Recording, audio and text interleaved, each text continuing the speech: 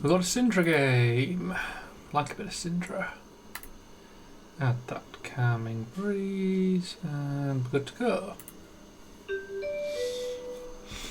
There's basically one sideboard slot left over after I put all the things I want in, so it's one calming breeze. Mostly actually only good into Cindra, maybe into Ira. I don't put it in for the other assassins and stuff really because it's not worth it. So they're going to be able to block anything we start with. So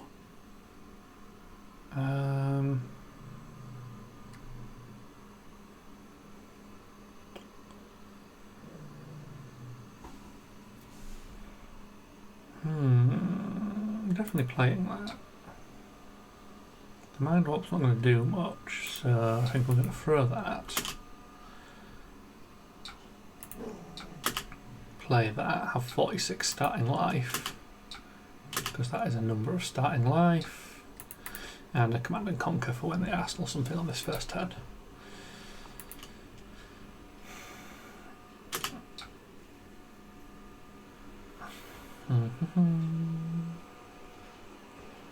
So we only need to hold one thing. This is kind of a blocky turn really. I'd love to hold the Felling and Arsenal as well. Like, only give me one block and that's going to be a problem because as you can sort of see they're going to force through hits and try and get that additional momentum card draw. It's not too bad letting them have it on turn one. I'd love to deny them it, but I don't think I'm going to be able to with this hand. So I'm probably not going to try.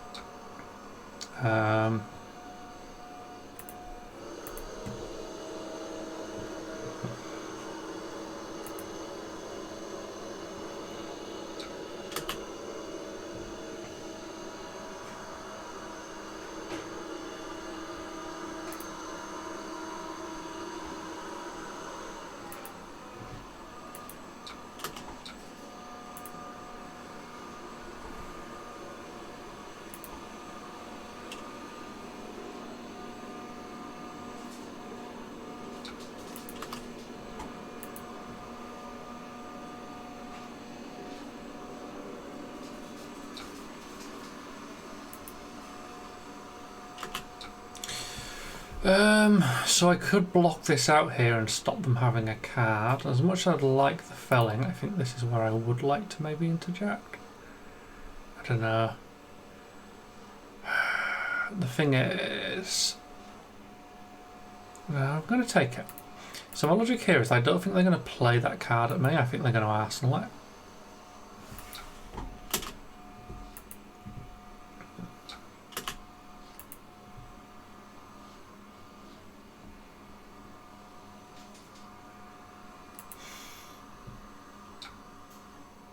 Oh, cool.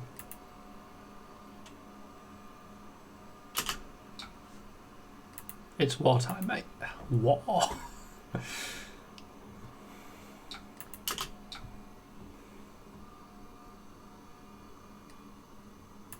So I think we are going to do the Felling since they have no Arsenal.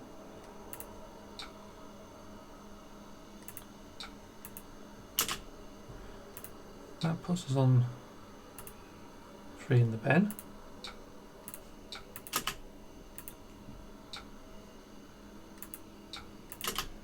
It's not a big Felling, but it's going to be annoying, basically, to them. It preserves this C&C for when they do have an Arsenal.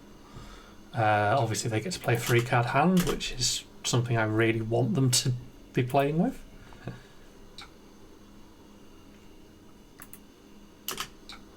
Okay.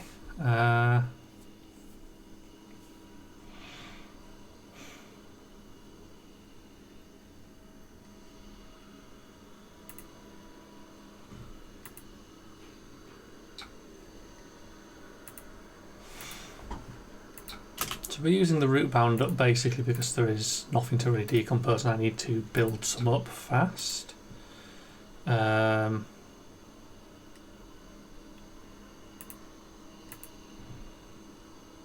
You don't get to flick knives me, mate.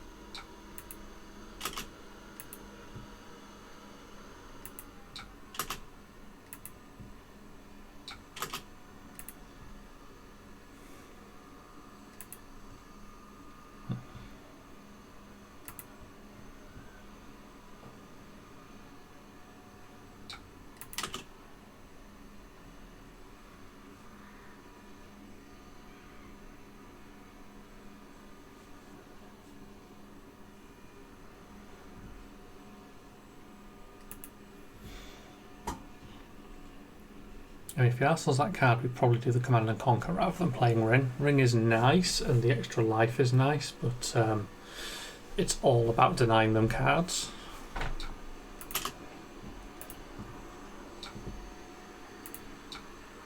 And also, it gets me a free extra card with the Ponder, which I think is pretty useful, basically. There's very little in the deck now that can whiff on Ponder. There's really only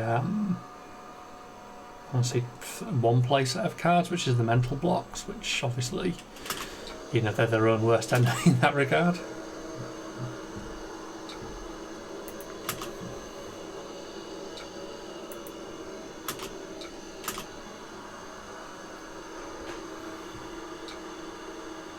Lovely, take that.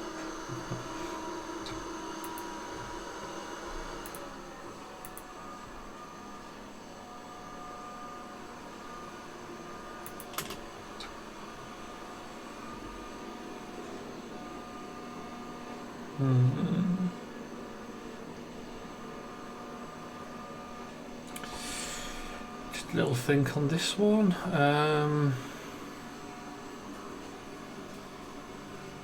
A CNC would be my best, but I don't know if I need it or not. That's kind of the issue here.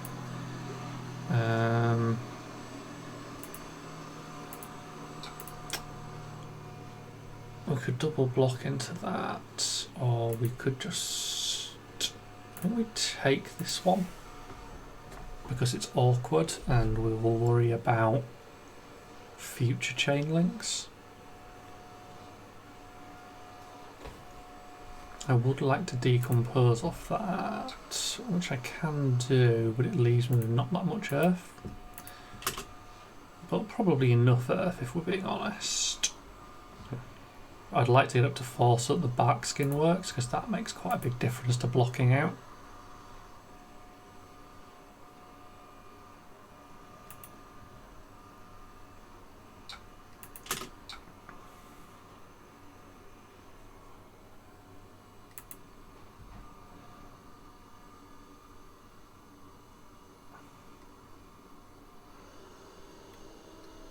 These are still quite difficult decisions in terms of blocking. I think we'll do the Destructive Ether Tide. They're probably going to flick knife me here. I'm kind of fine with that because that's, yeah, it's kind of what I'm expecting and playing around, that they will break through this chain because I don't have anything to prevent them doing it.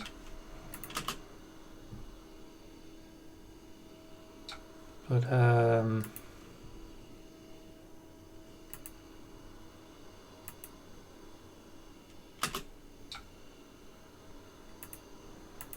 yeah, I think we definitely put this root bound in now. And as mentioned, I do want to decompose it.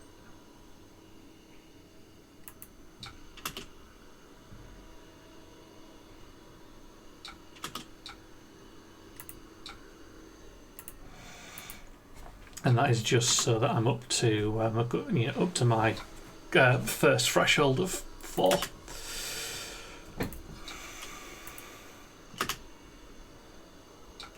I mean, perfect.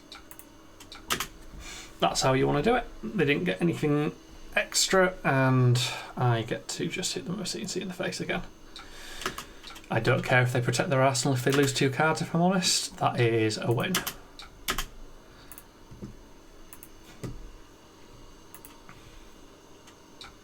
I would love some prevent 1 effects here, though. That would be pretty helpful. This is going to be... This could be a really solid blocking tip, but they've only got 3 cards, so I don't think I care.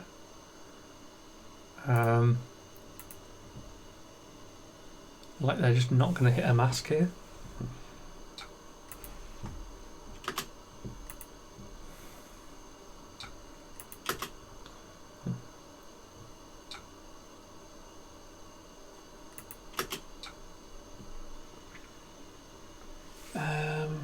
Sort of still feel like I don't care. Do I care at all? No, I don't think I do. I think I just take this. I think I take this and I retaliate.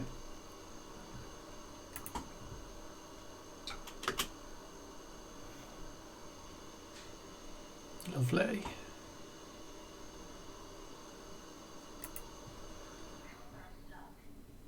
So what I'm thinking here is the Destructive Eventide looks pretty spicy. Taking a card off them. It's less damage than other stuff, but I do like taking cards off them. Which means I'll have to use the Heartbeat for damage, which is fine.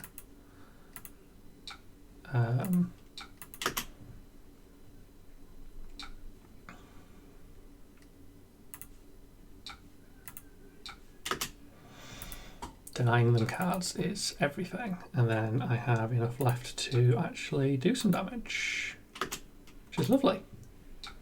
There we go. 5 damage, take a card. That's effectively like 9-ish in terms of value. And that's pretty decent. I had Surgeon off it, that's a shame, but if I keep everything I could flare though.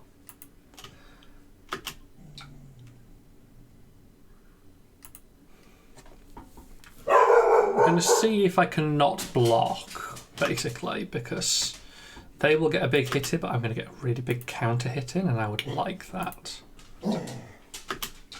Sometimes you just have to take it all to the face. And unfortunately, that's not a blue. If that was a blue, my life would be so much easier.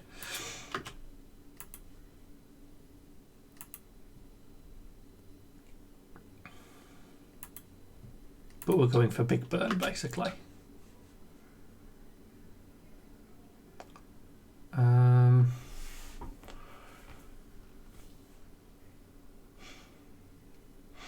Just trying to think if I want to block this, in case the next one's a 4 or something.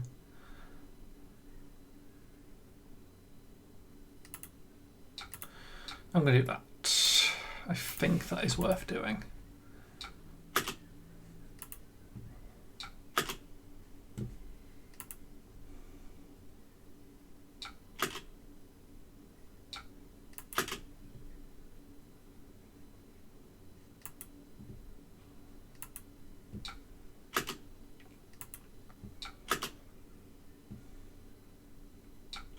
Okay, so they're going to get a card out of it. It's fine.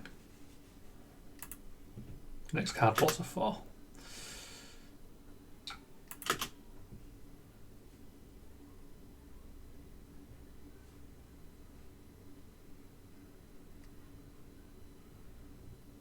So they get their knives back if they want them, right? Yeah.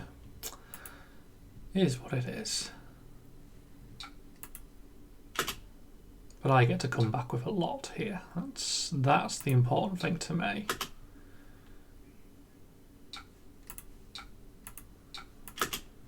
As I say, sometimes you gotta take some damage to deal some damage. And again, I'd love to mind warp them, but I really, really want to hit them with proper Surgeon nonsense. Because it's a big chunk of damage into them.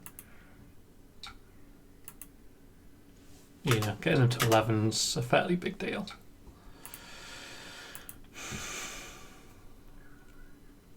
Pretty good recovery hand as well.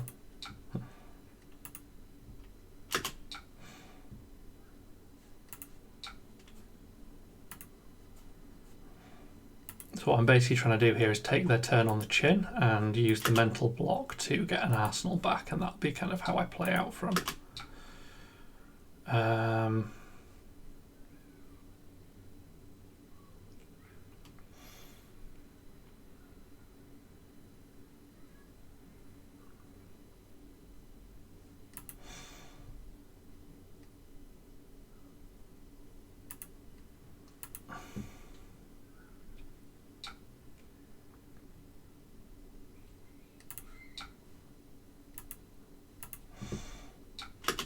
So we're going to put the ability for that on the stack here because I would rather have the wands from it. I know I have the mental block to also take wands, but I am just trying to stop this mask hit basically, and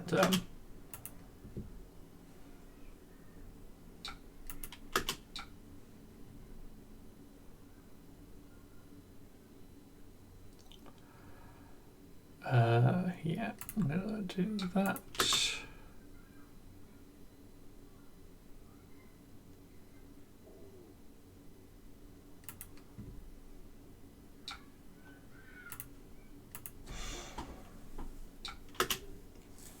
So they can now do whatever they want for the rest of the turn, but they shouldn't get a card out of this now, I hope. There's a chance they can still get the card, but it's unlikely.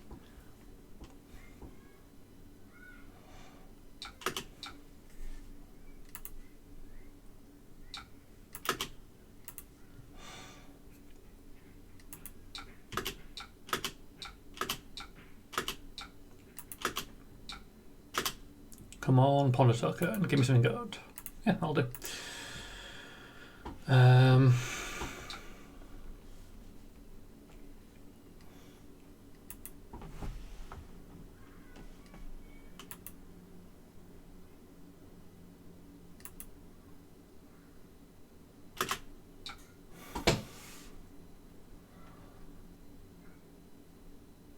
Not a great hand either, unfortunately. Really need to keep this fruit, basically. I think we're going to go block with plough, and then we're going to mental block to disrupt the rest of this, hopefully. You're really just trying to force that first chain link back, and if nothing else stops it, like playing all the cards.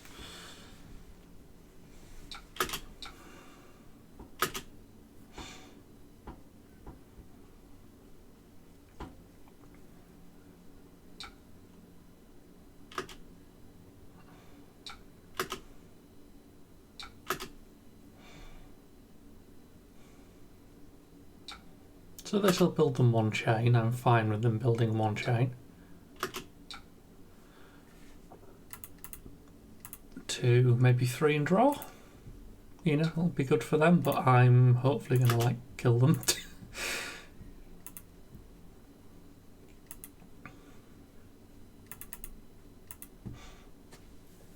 Yeah, that's the working theory.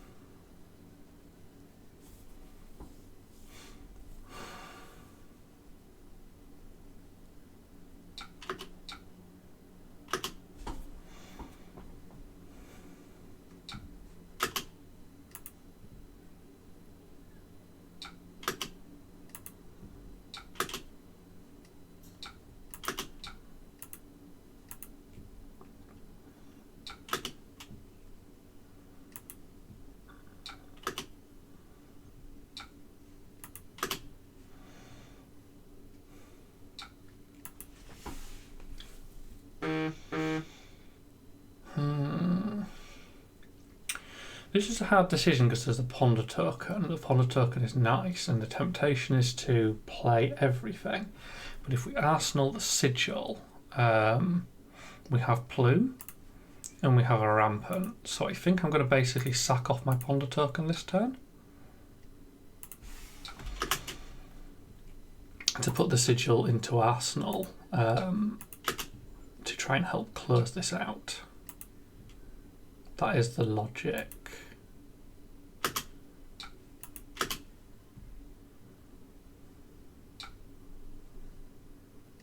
It was a good choice.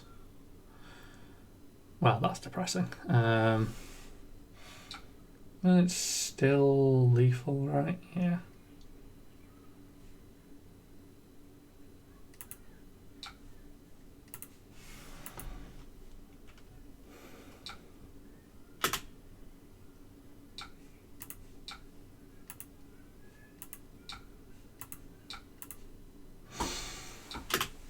Let's get resolving. Pew pew. Good game.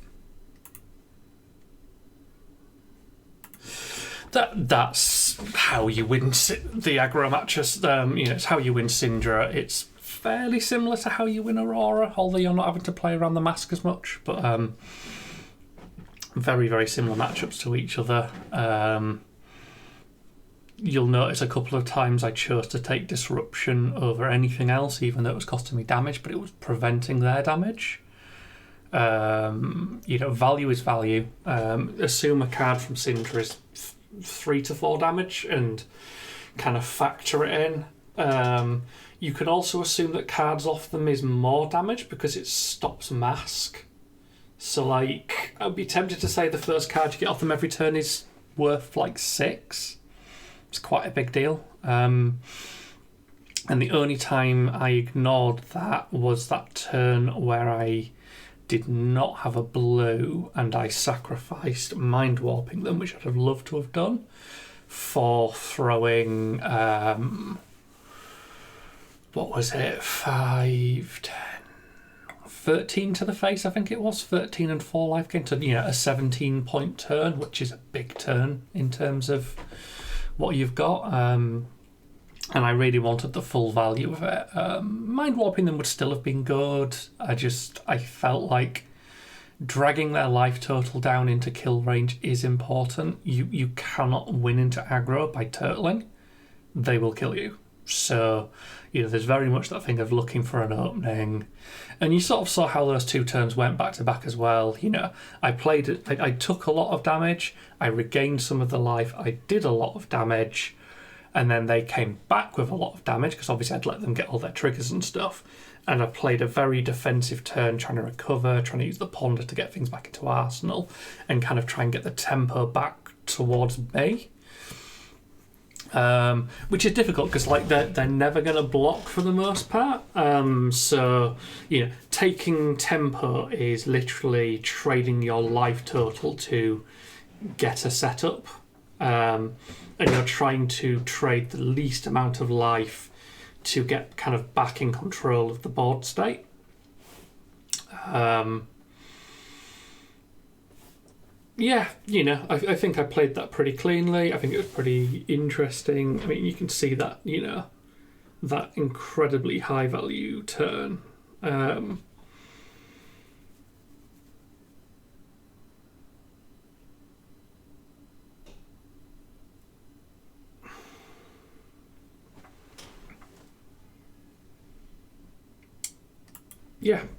I don't think I've got anything else to say on the matchup. Thanks for watching. I will see you in the next one.